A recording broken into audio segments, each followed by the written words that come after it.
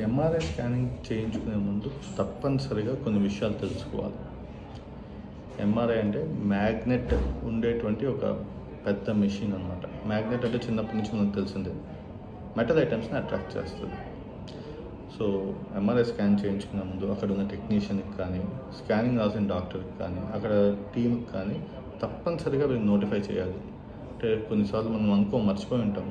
బ్రెయిన్లో చిన్న ఇంప్లాంట్ ఉండొచ్చు, డెంటల్ ఇంప్లాంట్స్ ఉండొచ్చు, హార్ట్కి ఏమైనా రకమైన స్టెంట్ వేసి ఉండొచ్చు, లేకుంటే ఫ్రాక్చర్ చేసినప్పుడు అక్కడ ఏమైనా రాడ్ కానీ ప్లేట్ కానీ పెట్టి ఉండొచ్చు.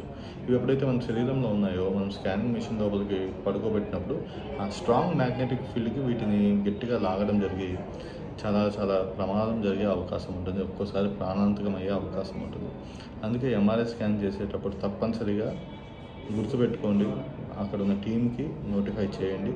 అలాగే అక్కడ చెక్ లిస్ట్ ఇస్తారు, ఆ చెక్ లిస్ట్ చదువుకొని దాని ప్రకారంగా అప్పుడే మెషిన్లోకి వెళ్ళి పడుకోవడం చేయండి. మీ శరీరం మీద ఏమైనా మెటల్ వస్తువులు ఉంటే తప్పనిసరిగా తీసేయడం మర్చిపోవద్దు.